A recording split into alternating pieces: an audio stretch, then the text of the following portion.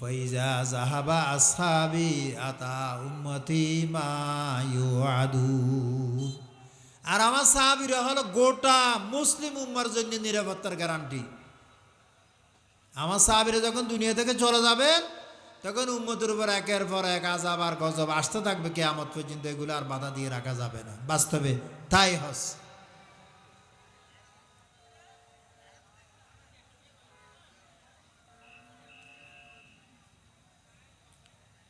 ক্বালা রাসূলুল্লাহ, আপনারা যারা শুনতেছেন একটু মন দিয়ে শুনবেন, মহাব্বত নিয়ে শুনবেন।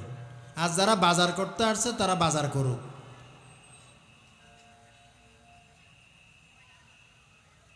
সওয়াব অনেক সময় কামাইতে গিয়ে গুণও মানুষে কি করে, কামাই করে। মাহফিলে সওয়াবের জন্য যারা আসে মাহফিলের শৃঙ্খলা সম্মান নষ্ট করে, তারা কিন্তু যাওয়ার সময় সওয়াবের তুলনায় গুনার কাটতে নিয়ে যাবে। তারা এখানে না আসে রামনাহাট গেলে অনেক ভালো হয়। পাবলিসিটিতে বলা হয় না যে আমরা যে মার্কেটিংয়ের জন্য কি করলাম, আজকে আয়োজন করলাম। লোক দেখানো ইবাদতের কোনো দরকার নেই। এতগুলো মানুষের আওয়াজ মাহফিলে আসে কেন? আপনারা কোন সাহসে যে বাজার আওয়াজ করতেছেন, রাস্তার মধ্যে এখানে মাহফিলে আওয়াজ আসতেছে?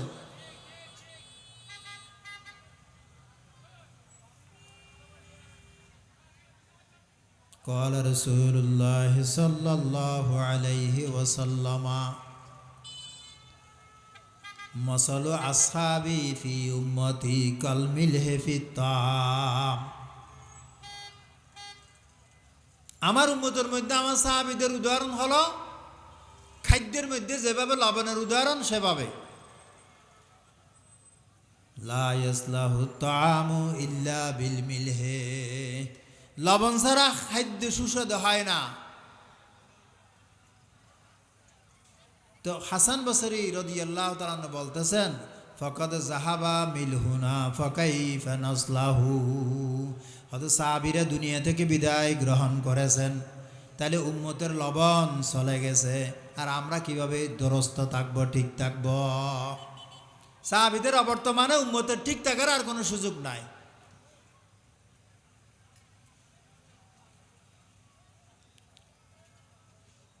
এই সমস্ত সাহাবায়ে কেরামদের মর্যাদা কিন্তু আবার সকলের সমান নয়। সব সাহাবীরা সম্মানিত, তবে কি আছে, মর্যাদার কি আছে, তারতম্য পার্থক্য আছে।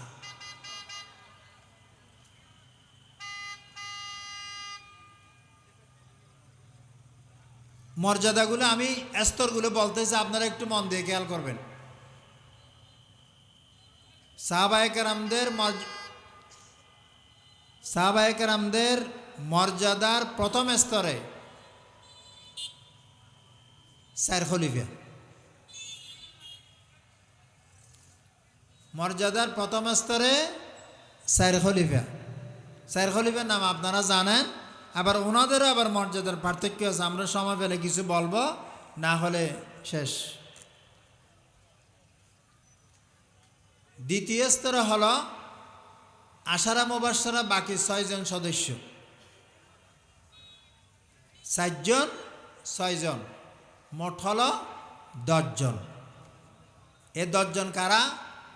ক্বালা রাসূলুল্লাহ সাল্লাল্লাহু আলাইহি ওয়াসাল্লাম আবু বকর ফিল জান্নাহ ওয়া ওমর ফিল জান্নাহ ওয়া উসমান ফিল জান্নাহ ওয়া আলী ফিল জান্নাহ ওয়া তালহা ফিল জান্নাহ ওয়া জুবাইর ফিল জান্নাহ ওয়া আব্দুর রহমান ইবনে আউফ ফিল জান্নাহ ওয়া সাদ ইবনে আবি ওয়াক্কাস ফিল জান্নাহ ওয়া সাইদ ইবনে যায়েদ ফিল জান্নাহ ওয়া আবু উবাইদা ইবনুল জাররাহ ফিল জান্নাহ রাদিয়াল্লাহু তাআলা আনহুম আজমাইন।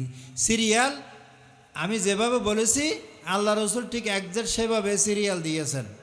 1 নম্বরে আবু বকর, 2 নম্বরে হযরত ওমর, 3 নম্বরে হযরত ওসমান, 4 নম্বরে হযরত আলী, 5 নম্বরে হযরত তালহা, 6 নম্বরে হযরত জুবাইর, 7 নম্বরে হযরত আব্দুর রহমান ইবনে আউফ, 8 নম্বরে হযরত সাদ ইবনে আবি ওয়াক্কাস, 9 নম্বরে হযরত সাইদ ইবনে যায়েদ, 10 নম্বরে হযরত আবু উবাইদা ইবনুল জাররাহ রাদিয়াল্লাহু তাআলা আনহুম আজমাইন।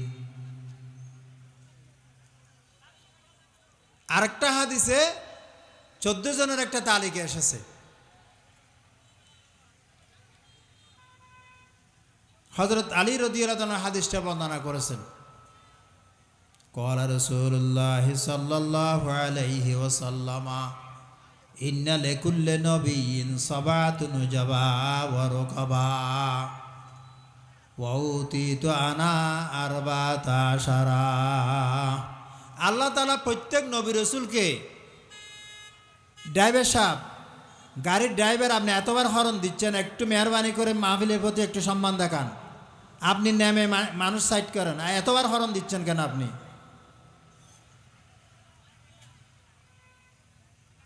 কি অদ্ভুত ব্যাপার! প্রত্যেক নবী রাসূলের জন্য 7 জন করে প্রধান সহযোগী, কমান্ডার, গ্রুপ লিডার, প্রধান সাহায্যকারী নিয়োগ দিয়েছেন আল্লাহ তাআলা। যেমন আমাদের এক চেয়ারম্যানের জন্য 9 জন করে মেম্বার থাকে, প্রত্যেক নবী রাসূলের জন্য আল্লাহ তাআলা 7 জন গ্রুপ লিডার নিয়োগ দিয়েছেন। ওয়া উতিতু আনা আরবাতা আশারা। কিন্তু আমি সৈয়দুল আম্বিয়া, আখিরি নবীকে আল্লাহ তাআলা 14 জন প্রধান সহযোগী দান করেছেন। সুবহানাল্লাহ। সাহাবীরা প্রশ্ন করলেন, এই 14 জন কারা? এই 14 জনের তালিকায় কাদের নাম আছে? আলী রাদিয়াল্লাহু তাআলা উত্তর দিলেন, আনা ওয়া ইবনাইয়া ওয়া জাফর ওয়া হামজা ওয়া আবু বকর ওয়া উমর ওয়া মুসাব ইবনে উমাইর ওয়া বেলাল ওয়া সালমান ওয়া আম্মার ওয়া আব্দুল্লাহ ইবনে মাসউদ ওয়া আবু যার ওয়াল মিকদাদ রাদিয়াল্লাহু তাআলা আনহুম আজমাইন। হযরত আলী বলেন, 1 নম্বরে আমি আলী, 2 নম্বরে আমার বড় ছেলে হাসান, 3 নম্বরে আমার ছোট ছেলে হোসাইন, 4 নম্বরে আমার ভাই জাফর, 5 নম্বরে আমার চাচা হামজা, 6 নম্বরে সিদ্দিক আকবর, 7 নম্বরে ফারুক আজম, 8 নম্বরে মুসাব ইবনে উমাইর, 9 নম্বরে বেলাল, 10 নম্বরে সালমান, 11 নম্বরে আম্মার, 12 নম্বরে আব্দুল্লাহ ইবনে মাসউদ, 13 নম্বরে আবু যর গেফারি, 14 নম্বরে মিকদাদ ইবনে আসওয়াদ রাদিয়াল্লাহু তাআলা আনহুম আজমাইন। এরপরে মর্যাদার আপনার চতুর্থ স্তরে বদরের যুদ্ধের 313 জন সাহাবী। পঞ্চম স্তরে উহুদের যুদ্ধের 700 সাহাবী। ষষ্ঠ স্তরে হুদায়বিয়ার সন্ধি, বায়াতুর রিদওয়ানে যারা শপথ নিয়েছিল, এই 14 জন, 1400 সাহাবী। এরপরে যারা হিজরতের আগে আকাবার প্রথম শপথ এবং দ্বিতীয় শপথে অংশগ্রহণ করেছিল। এরপরে যারা প্রথম যুগের আনসার মুহাজির সাহাবায়ে কেরাম, যারা একদম প্রথম যুগই মেনে এনেছিলেন। এরপরে যারা 2 কেবলার দিকে নামাজ পড়েছে, বাইতুল মুকাদ্দাস এবং বাইতুল্লাহর দিকে। এরপর এরপর এরপর এরপর সকলেই সম্মানিত। সকলের প্রতি আমাদের কি রাখতে হবে? সম্মান রাখতে হবে। ক্বালা রাসূলুল্লাহ সাল্লাল্লাহু আলাইহি ওয়াসাল্লাম লা তাসুব্বু আসহাবি। তোমরা আমার সাহাবীর সমালোচনা করবে না, তাদেরকে গালি দিবে না। কারণ লাউ আন্না আহাদাকুম আনফাকা মিসলা উহুদিন যাহাবা মা বালাগা মুদ্দা আহাদিহিম ওয়ালা নসিফাহু। তোমরা যদি কেউ যদি উহুদের ফার পরিমাণ স্বর্ণ আল্লাহর রাস্তায় দান করো, আর আমার সাহাবীরা যদি এক মুদ মানে হলো এই যে মানে 4 কেজি চেয়ে একটু কম, 3 কেজি চেয়ে বেশি, অল্প গম আল্লাহর রাস্তায় দান করলে যেই পরিমাণ সওয়াব পাবে, তোমরা অন্যান্য সাধারণ মানুষ উহুদের ফার পরিমাণ স্বর্ণ দান করলেও সেই পরিমাণ সওয়াব পাবে না। সুতরাং ওনাদের সাথে কারো কোনো তুলনা নাই।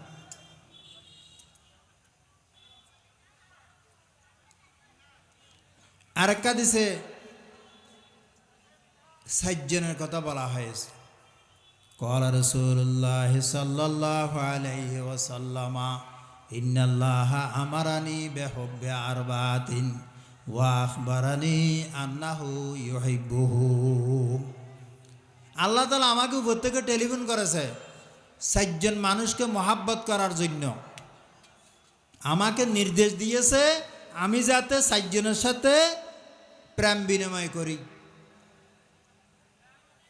আবার সাথে এটাও জানিয়ে দেওয়া হয়েছে আল্লাহ তাআলা নিজেও কি করেন, তাদেরকে মহাব্বত করেন।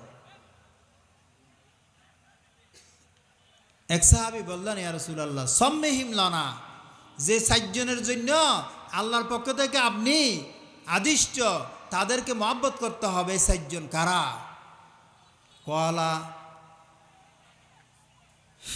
আলিয়ুন ইয়াকুলু যালিকা সালাসা ওয়া আবু যর ওয়াল মিকদাদ ওয়া সালমান আমারানি বিহুব্বিহিম ওয়া আখবারানি আন্নাহু ইউহিব্বুহুম। শুরুতেও বলছে একবার আমাকে নির্দেশ দিয়েছে তাদেরকে মহব্বত করার জন্য, আবার এটাও জানিয়ে দিয়েছে আল্লাহ তাদেরকে মহব্বত করে। আবার শেষও আবার একই কথা বলেছেন, এই সাতজন হলো হযরত আলী, হযরত আবু যর গফারি, হযরত মিকদাদ ইবনে আসওয়াদ, হযরত সালমান ফারসি রাদিয়াল্লাহু তাআলা।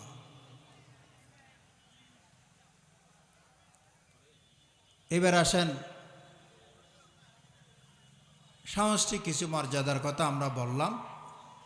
নাম ছাড়া অনেক হাদিস আসলো, আবার নাম সহ অনেক হাদিসে আল্লাহ রাসূল তাদের মর্যাদার কথা বলেছেন। ক্বালা রাসূলুল্লাহ সাল্লাল্লাহু আলাইহি ওয়াসাল্লাম আরহামু উম্মতি বে উম্মতি আবু বকর ওয়া আশাদ্দুহুম ফি আমরিল্লাহি উমর ওয়া আসদাকুহুম হায়াআন উসমান ওয়া আফরাজুহুম যায়েদ ইবনে সাবিত ওয়া আকরাহুম উবাই ইবনে কাব ওয়া আলামুহুম বিল হালাল ওয়াল হারাম মাআজ ইবনে জাবাল ওয়া লিকুল্লি উম্মাতিন আমিনুন ওয়া আমিনু হাযিহিল উম্মাহ আবু উবাইদা ইবনুল জাররাহ রাদিয়াল্লাহু তাআলা আনহুম আজমাইন। আমার উম্মতের মধ্যে সবচেয়ে দয়াবান আবু বকর, কাফিরদের ব্যাপারে সবচেয়ে কঠোর ওমর, লজ্জাশীল সবচেয়ে বেশি ওসমান, ফরজের জ্ঞান সবচেয়ে বেশি আছে যায়েদ ইবনে সাবিতের, সবচেয়ে বড় কারি হলো উবাই ইবনে কাব, হালাল হারামের বিশেষজ্ঞ হলো মাআজ ইবনে জাবাল। প্রত্যেক উম্মতের মধ্যে একজন আমানতদার থাকে, আমার উম্মতের আমানতদার আবু উবাইদা ইবনুল জাররাহ রাদিয়াল্লাহু তাআলা।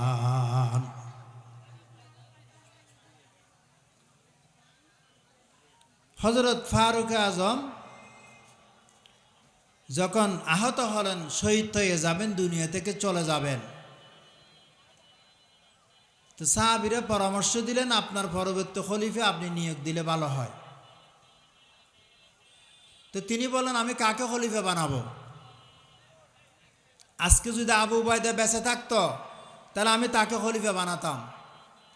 কিয়ামতের মাঠে যদি আল্লাহ তাআলা আমাকে প্রশ্ন করত, ওমর এতগুলো সাহাবী থাকতে তুমি তোমার খলিফা আবু উবাইদাকে কেন তুমি চয়েস করেছ, তখন আমি উত্তর দিতাম সামাইতু নবিয়াকা সাল্লাল্লাহু আলাইহি ওয়াসাল্লাম ইয়াকুলু ইন্না লিকুল্লি উম্মাতিন আমিনুন ওয়া আমিনু হাযিহিল উম্মাহ আবু উবাইদা ইবনুল জাররাহ। আপনার নবীকে আমি বলতে শুনেছি প্রত্যেক উম্মতের মধ্যে একজন আমানতদার থাকে, সেরা আমানতদার আবু উবাইদা ইবনুল জাররাহ। তা আজকে তুমি দুনিয়াতে জীবিত নাই, আমি কাকে খলিফা বানাবো? আর যদি সালাম যদি আজকে বেঁচে থাকতো তাহলে আমি সালামকে খলিফা বানাতাম। কিয়ামতের মাঠে যদি আল্লাহ তাআলা প্রশ্ন করত, ওমর তুমি সালামকে কেন চয়েস করেছ, আমি উত্তর দিতাম সামাইতু নবিয়াকা সাল্লাল্লাহু আলাইহি ওয়াসাল্লাম ইয়াকুলু ইন্না সালামান আশাদ্দু হুব্বান লিল্লাহ। আপনার নবীকে আমি বলতে শুনেছি সালাম আল্লাহ তাআলাকে সবচেয়ে বেশি মহব্বত করে। সুবহানাল্লাহ। এই কোয়ালিটির কারণে আমি তাকে খলিফা বানাতাম। যাই হোক, আবু উবাইদার কথা বলতে গিয়ে আমি একটু অনেক দূরে চলে গেছি, আবার আগের জায়গায় আসি। সব সাহাবীরা মর্যাদাবান, তবে মর্যাদার পার্থক্য আছে। আমরা প্রথমে চার খলিফার কথাই বলবো। হযরত আব্দুল্লাহ ইবনে ওমর রাদিয়াল্লাহু তাআলা বলেন, কুন্না ফি জামানিন নবী সাল্লাল্লাহু আলাইহি ওয়াসাল্লাম লা নাদিলু বিআবি বকরিন আহাদা সুম্মা উমর সুম্মা উসমান সুম্মা নাতরুকু আসহাবা রাসূলিল্লাহ সাল্লাল্লাহু আলাইহি ওয়াসাল্লাম লা নুফাদিলু বাইনাহুম। আব্দুল্লাহ ইবনে ওমর বলেন, আমরা আল্লাহর নবীর যুগে সিদ্দিক আকবরের সাথে কাউকে কোনো তুলনা করতাম না। 2 নম্বরে ফারুক আজম, 3 নম্বরে ওসমান গনি, এরপরে সিরিয়াল ছাড়া বাকিদেরকে আমরা ছেড়ে দিতাম, আর কোনো তারতম্য পার্থক্য আমরা করতাম না। এ হাদিসে 3 জনের সিরিয়াল পাওয়া গেছে। হযরত আবু বকর রাদিয়াল্লাহু তাআলা বলেন, একদিন আল্লাহ নবীর কাছে এক ব্যক্তি আসলেন, এসে বললেন, রাইতু মিজানান, আমি আজকে রাত্রে ইয়া রাসূলুল্লাহ একটা স্বপ্নে দেখেছি। তো কার না মিজানান, একটা মিজান, একটা দাড়ি ভাল্লা, হ্যাঁ, নজালা মিনাস সামা, আসমান থেকে নাজিল হয়েছে। আসমান থেকে একটা দাড়ি ভাল্লা নাজিল হলো। ফাউজিনতা আনতা ওয়া আবু বকর ফরাজাহতা, এক পাল্লায় আপনাকে তুলে দেওয়া হলো ইয়া রাসূলুল্লাহ, আরেক পাল্লা সিদ্দিক আকবরকে তুলে দেওয়া হলো, আপনার পাল্লা বাড়ি হলো। সুবহানাল্লাহ। সুম্মা উজিনা আবু বকর ওয়া উমর ফরাজাহা আবু বকর, আবার এক পাল্লা আবু বকরকে তুলে দেওয়া হলো, আরেক পাল্লা উমরকে তুলে দেওয়া হলো, আবু বকরের পাল্লা বাড়ি হলো রাদিয়াল্লাহু তাআলা। সুম্মা উজিনা উমর ওয়া উসমান ফরাজাহা উমর, আবার এক পাল্লায় ফারুক আজমকে তুলে দেওয়া হলো, আরেক পাল্লা হযরত ওসমান গনিকে তুলে দেওয়া হলো, হযরত ফারুক আজমের পাল্লা বাড়ি হলো।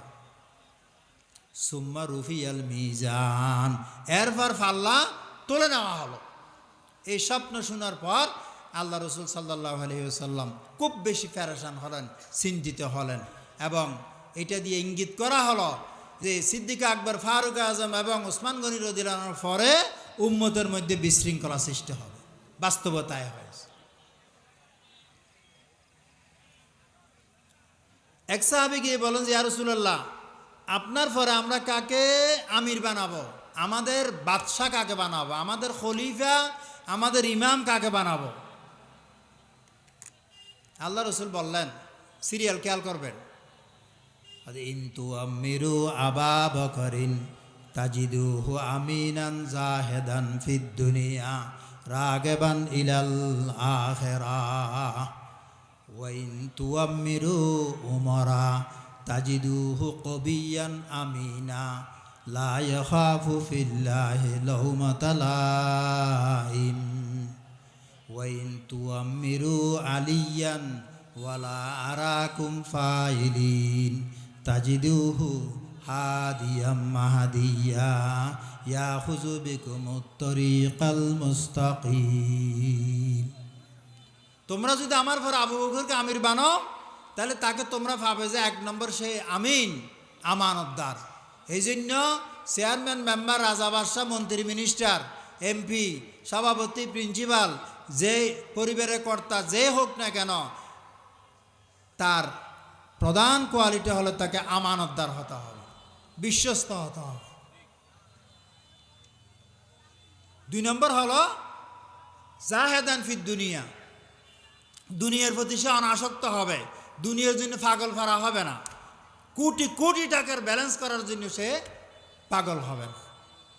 3 নম্বর হলো রাগিবান ইলাল আখিরাহ, এগুলোর ব্যাখ্যা দেওয়ার সময় আমার নাই। সে আখিরাতের প্রতি কি হবে? আসক্ত হবে।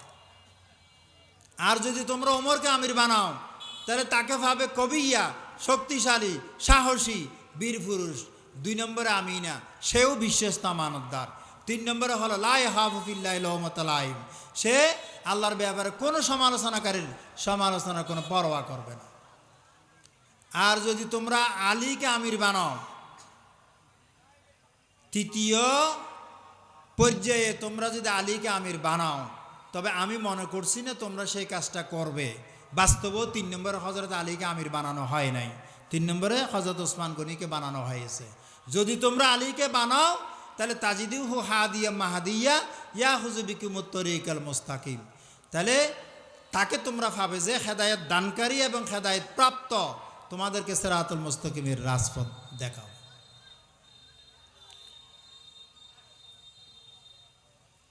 রাসূলুল্লাহ সাল্লাল্লাহু আলাইহি ওয়াসাল্লাম একদিন, এক হাদিসে আছে উহুদের পাহাড়ে উঠেছেন, আর এক হাদিসে আছে মক্কা শরীফের একটা পাহাড় আছে ওখানে উঠেছেন, সাথে আছে সিদ্দিক আকবর, ফারুক আজম, ওসমান গনি রাদিয়াল্লাহু তাআলা। পাহাড় নড়াচড়া করতেছে। আল্লাহ রাসূল বলেন, উজবুত, থামো, ফাইন্না আলাইকা নবিয়্যুন ওয়া সিদ্দিকুন ওয়া শাহীদান। এখন তোমার উপর দাঁড়িয়ে আছে এক নবী, এক সিদ্দিক, 2 শহীদ। তখনও কিন্তু ওনারা শাহাদাত বরণ করেন নাই, কিন্তু আল্লাহ রাসূল অনেক আগে বলে দিয়েছেন। তো ওনাদের 3 জনের অনেক কি আছে, যৌথ কোয়ালিটি আছে। আবার হযরত আলী সহ যৌথ কোয়ালিটি আছে। ক্বালা রাসূলুল্লাহ সাল্লাল্লাহু আলাইহি ওয়াসাল্লাম রাহিমাল্লাহু আবা বকরিন জাওয়াজানি ইবনাতাহু ওয়া হামালানি ইলা দারিল হিজরা ওয়া সাহাবানি ফিল গার ওয়া আতাকা বেলালাম মিন মালিহি রাহিমাল্লাহু উমারা তারাকাহুল হক্কু মালাহু মিন সদিক রাহিমাল্লাহু উসমানা ইয়াস্তাহি মিনহুল মালাইকা রাহিমাল্লাহু আলিয়ান আল্লাহুম্মা আদিরিল হক্কা মাহু হাইসু দারা। আল্লাহ রাসূল দোয়া করেছেন, আল্লাহ আবু বকরকে দয়া করুক এই কারণে, তার মেয়ে, ওনার মেয়ে আয়েশাকে আমার কাছে বিয়ে দিয়েছেন, হিজরতের রাতে আমাকে বহন করে নিয়ে গেছেন, গারে সুরে সে আমার সঙ্গী ছিল, তার সম্পদ দিয়ে বেলালকে আজাদ করে দিয়েছে। আল্লাহ ওমরকে দয়া করুক এই কারণে, সে সবসময় হক কথা বলতো, হক কথা বলতে গিয়ে তার কোনো বন্ধু বান্ধব বলতে কেউ ছিল না। আল্লাহ উসমানকে দয়া করুক এই কারণে, তাকে দেখে ফেরেশতারা পর্যন্ত লজ্জাবোধ করে, সংকোচ করে। আর আল্লাহ তাআলা আলীকে দয়া করুক, আয় আল্লাহ হক যেখানে আলী যেতে সেখানে থাকে, আলী যেখানে হক সেখানে, হক যেখানে আলী সেখানে। আল্লাহ রসুল তাদের 7 জনের জন্য কি করেছেন, দোয়া করেছেন। আবার 7 জনের ভিতরে আবার সকলে কোনো সমান নয়, প্রথম 2 জনের মর্যাদা আবার আলাদা। ক্বালা রাসূলুল্লাহ সাল্লাল্লাহু আলাইহি ওয়াসাল্লাম মা মিন নবিয়্যিন ইল্লা ওয়ালাহু ওয়াজিরান মিন আহলিস সামাই ওয়া ওয়াজিরান মিন আহলিল আরদে। আমার আগে যত নবী রাসূল চলে গেছেন, প্রত্যেক নবী রাসূলের জন্য 7 জন করে মন্ত্রী আছে, 2 জন আসমানে, 2 জন জমিনে। ফাআম্মা ওয়াজিরাই মিন আহলিস সামাই ফাজিবরাইল ওয়া মিকাইল ওয়া ওয়াজিরাই মিন আহলিল আরদে আবু বকর ওয়া ওমর। আমার আসমানের 2 মন্ত্রী জিবরাইল আর মিকাইল, আর জমিনের 2 মন্ত্রী সিদ্দিক আকবর এবং ফারুক আযম। ক্বালা রাসূলুল্লাহ সাল্লাল্লাহু আলাইহি ওয়াসাল্লাম আবু বকর ওয়া উমর সাইয়্যিদা কুহুলে আহলিল জান্নাহ মিনাল আউয়ালিনা ইলাল আখিরিন ইল্লান নবিয়্যিন ওয়াল মুরসালিন। আবু বকর উমর 2 জন জান্নাতের মুরব্বিদের, বয়স্ক মানুষের সর্দার, যুবকদের সর্দার হাসান হোসাইন রাদিয়াল্লাহু তাআলা আনহুমা, মহিলাদের সর্দার মা ফাতেমা, কিন্তু বুড়ো যারা মুরব্বী আছে তাদের জান্নাতি সর্দার হলো আবু বকর এবং ওমর রাদিয়াল্লাহু তাআলা। হযরত আব্দুল্লাহ ইবনে ওমর রাদিয়াল্লাহু তাআলা বলছেন, খরাজান নবী সাল্লাল্লাহু আলাইহি ওয়াসাল্লাম যাতা ইয়াউমিন ওয়া আবু বকর ওয়া ওমর আহাদুহুমা আন ইয়ামিনিহি ওয়া আখিরু আন শিমালিহি ওয়া হুয়া আখিযুম বিআইদিহিমা ওয়া ক্বালা হাকাযা নুবাসু ইয়াউমাল কিয়ামাহ। একদিন আল্লাহ রাসূল বের হলেন, এক হাতে সিদ্দিক আকবরকে ধরলেন, আরেক হাতে ফারুক আজমকে ধরলেন, তারপর বললেন, আমাদের 3 জনকে তোমরা হাতে হাত ধরা অবস্থায় যেভাবে দেখতেছো, কিয়ামতের দিন আমরা 3 জন হাতে হাত ধরা অবস্থায় এইভাবে আমাদের কবর থেকে উঠবো। সুবহানাল্লাহ। হযরত আনাস রাদিয়াল্লাহু তাআলা আনহু বলতেছেন, একদিন আল্লাহ রসুল মসজিদে নববীতে প্রবেশ করলেন এবং একদিন নয়, শুধু প্রায় সময় যখনই প্রবেশ করতেন তখন কোনো সাহাবীরা ভয়ে চোখ তুলে আল্লাহ রসুলের দিকে দেখতেন না, নিচের দিকে দেখে থাকতেন, নিচের দিকে দেখে থাকতেন। কিন্তু ব্যতিক্রম হলো এই দুইজন, এই ব্যতিক্রম হলো দুইজন। কানা ইয়াতাবাসসামানে ইলাইহি ওয়া ইয়াতাবাসসামু ইলাইহিমা। ওনারা দুইজন আল্লাহ রসুলের চোখে চোখে দেখে মুস্কে হাসি দিতেন, আল্লাহ রসুল ওনাদের দুইজনকে দেখে মুস্কে হাসি দিতেন। ক্বালা রাসূলুল্লাহ সাল্লাল্লাহু আলাইহি ওয়াসাল্লাম লাবিস্তামাতুমা ফি আমরিন মা হালাবতুকুমা। আল্লাহ রসুল ওনাদের দুইজনকে বলেছেন, ও আবু বকর উমর, তোমরা দুইজন যদি একটা কথা বলো, একটা পরামর্শ দাও, তাহলে আমি রসুল তার সাথে আর দ্বিমত পোষণ করব না। কারণ ওনারা দুইজন হচ্ছে আল্লাহ রসুলের ওজিরাই রসুলিল্লাহ সাল্লাল্লাহু আলাইহি ওয়াসাল্লাম, ও হাওয়ারিয়াতাই রসুলিল্লাহ সাল্লাল্লাহু আলাইহি ওয়াসাল্লাম, ওয়া আবওয়াইল মুসলিমিন ওয়া শাইখাইল মুসলিমিন। তারা মুসলমানদের দুই মুরব্বী, তাদের সাথে কারো কোনো তুলনা নেই, কারো কোনো জুরি নেই। আমার সময় শেষ, তো আমি আর কথা বাড়াতে পারবো না। আমি 16তে শুরু করেছি, কথা ছিল 1 ঘন্টা শেষ করার জন্য। কি বক্তা এসে গেছেন পরবর্তী? আচ্ছা, তাহলে আসা পর্যন্ত আমি আর 2-1 মিনিট। হযরত ফারুক আজম ইন্তেকাল করেছেন, ওনার লাশ শরীর খাটের উপর রাখা হয়েছে, দাফন করা হয়নি এখন।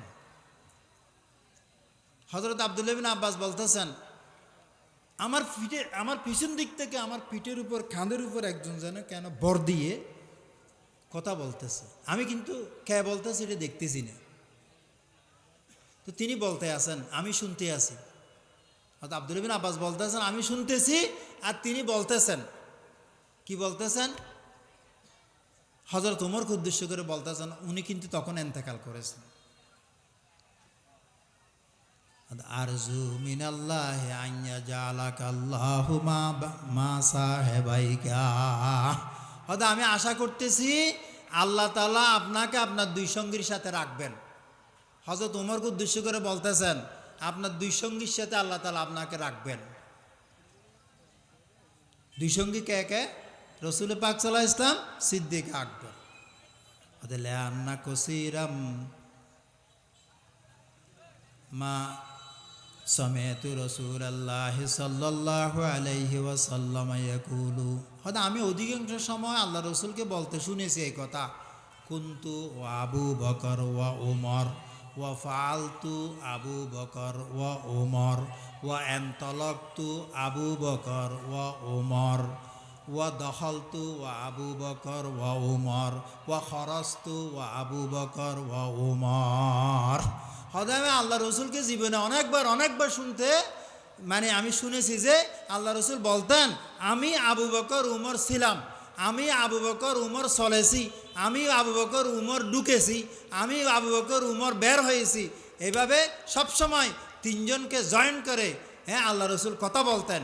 সুতরাং অফাতার পরেও আপনারা তিনজন একসাথে থাকবেন, কিয়ামতের মাঠে আপনারা তিনজন একসাথে উঠবেন। সুবহান।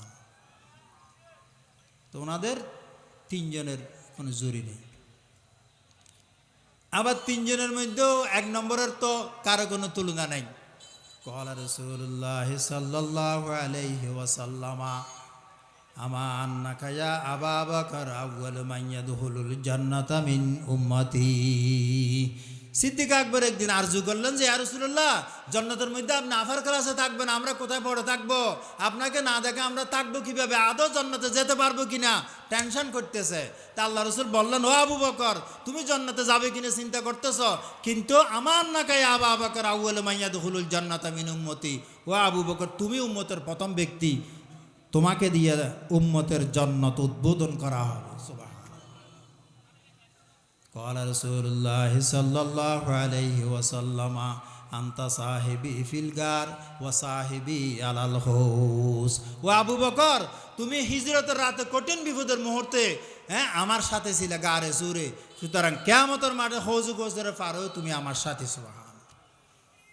قال رسول الله صلى الله عليه وسلم ما لأحد عندنا يد إلا وقد كافيناه ما خلا أبا بكر فإن له عندنا يدا يكافئه الله يوم القيامة ما نفعني مال أحد قط ما نفعني مال أبي بكر لو كنت متخذا خليلا لاتخذت أبا بكر خليلا ألا وإن صاحبكم خليل الله আমি রসুল আল্লাহ রসুল দুনিয়া থেকে যাওয়ার আগে একটা কঠিন কথা বলে গেছেন। হয়তো আমি 23 বছর, এদিকে খেয়াল করেন, 23 বছরের রেসালতের জিন্দেগি, এই যে নবুয়তের মহান দায়িত্ব আমি পালন করেছি, প্রায় 1,47,000 সাহাবায়ে কেরাম আমাকে জানমাল দিয়ে রাত দিন সহযোগিতা করেছে। কিন্তু আমি রসুল দুনিয়া থেকে যাওয়ার আগে স্পষ্ট ভাষায় ঘোষণা দিচ্ছি, কিয়ামতের মাঠে আমার কোনো সাহাবী আমার থেকে কোনো ঋণ চাইতে পারবে না। কারো কাছে আমি ঋণী নই। তারা আমার জন্য যত অবদান রেখেছে আমি সব কিছু অকদা কাফাইনাহু, আমি এগুলো কি করে দিয়েছি? পরিশোধ করে দিয়েছি। তবে একজন ব্যক্তির কাছে আমি ঋণী রয়ে গেলাম, মা হলা আবা বকর। সকলের বিনিময়ে আমি পরিশোধ করেছি, কিন্তু একজনের বিনিময়ে আমি পরিশোধ করতে পারি নাই। তিনি কে? আবু বকর। ফাইন্না লাহু ইনদানা ইয়াদান ইউকাফিউহুল্লাহু ইয়াউমাল কিয়ামাহ।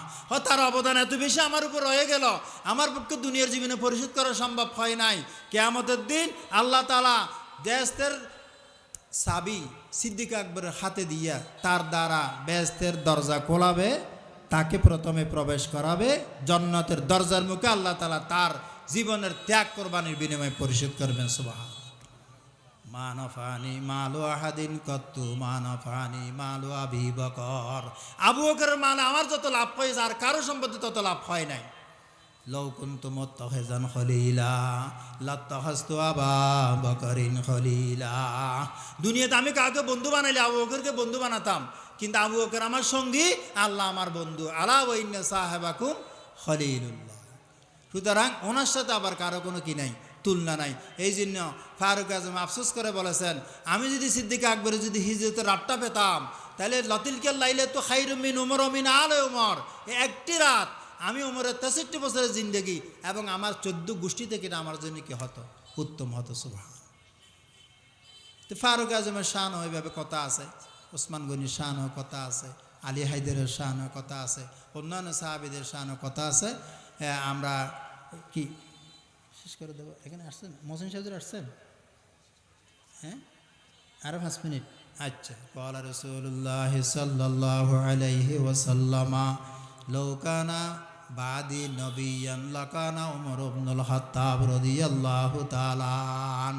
আমার পরে দুনিয়ার যদি জমিনে আর কোনো যদি নবী আসতো, তাহলে ওমর এই নবী আসতো। সুবহানাল্লাহ বলবেন না?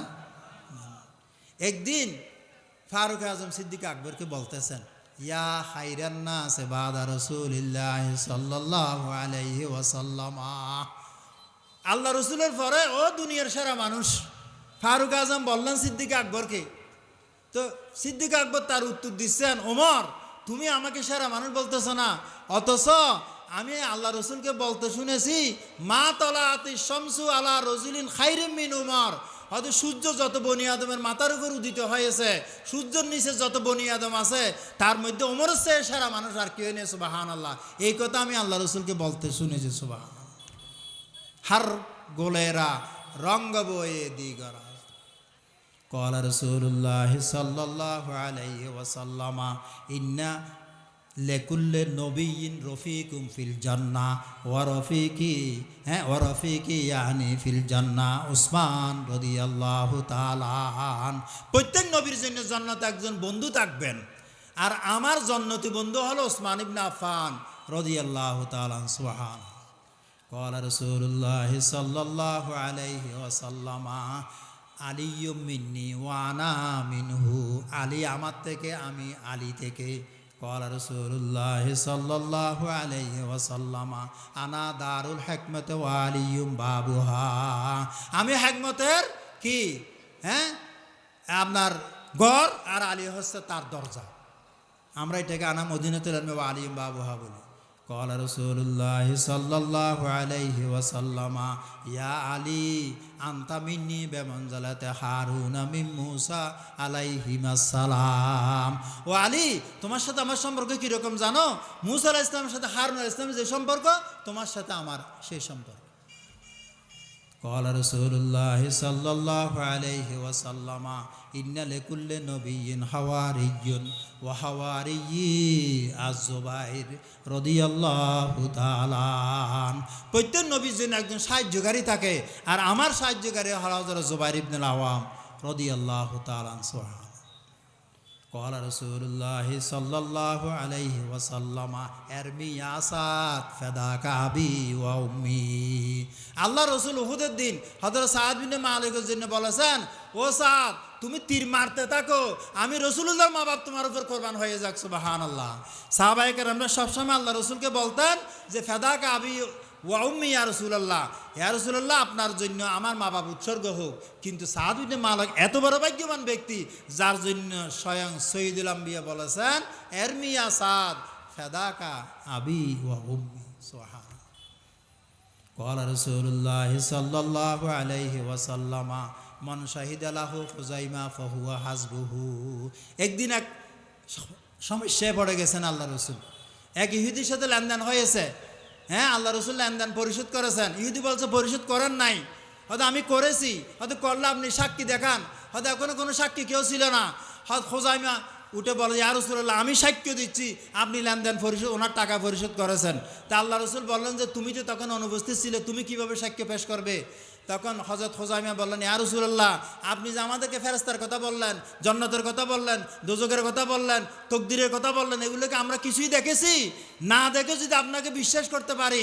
তাহলে সামান্য একটা লেনদেন হ্যাঁ আপনি যে পরিশোধ করেছেন এটা আমি নিশ্চয় সাক্ষ্য দিছি তখন আল্লাহ রাসূল তাকে সার্টিফিকেট দিলেন কি সার্টিফিকেট হয়তো যে ব্যক্তির জন্য খোজাইমা সাক্ষ্য দিবে বাস একাই যথেষ্ট দুনিয়ার সমস্ত মামলার মধ্যে কমপক্ষে 2 জন সাক্ষী থাকতে হয় জানার মামলা 4 জন থাকতে হয় কিন্তু খোজাইমা যার পক্ষে সাক্ষ্য পেশ করবে তার জন্য একাই যথেষ্ট সুবহানাল্লাহ এইভাবে সাহাবায়ে কেরামদের মর্যাদা আল্লাহ রাসূল অহরহ বন্দনা করেছেন প্রত্যেকের প্রতি আমাদের কি রাখতে হবে সম্মান রাখতে হবে মহাব্বত রাখতে হবে এই জন্য হযরত আব্দুল্লাহ বিন মাসউদ রাদিয়াল্লাহু তাআলা আনহুর যে হেদায়েত আমাদের প্রতি ফারিফুলাহুম ফাদলাহুম ওয়াত্তাবিউহুম আলা আসারিহিম ওয়াতামাসসাকু বিমাস্তাতাতুম মিন আহলাকিহিম ওয়া সিয়ারিহিম ফাইন্নাহুম কানু আলাল হুদাল মুস্তাকিম এখানে একটা প্রশ্ন আসতে পারে আমরা অনেকেই কিন্তু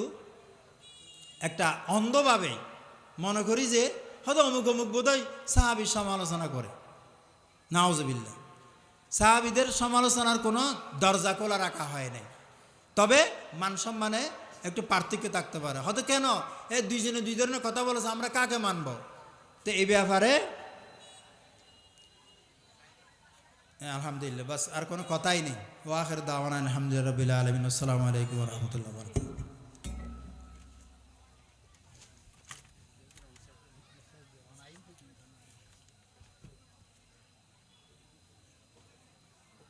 আসসালামু আলাইকুম ওয়া রাহমাতুল্লাহ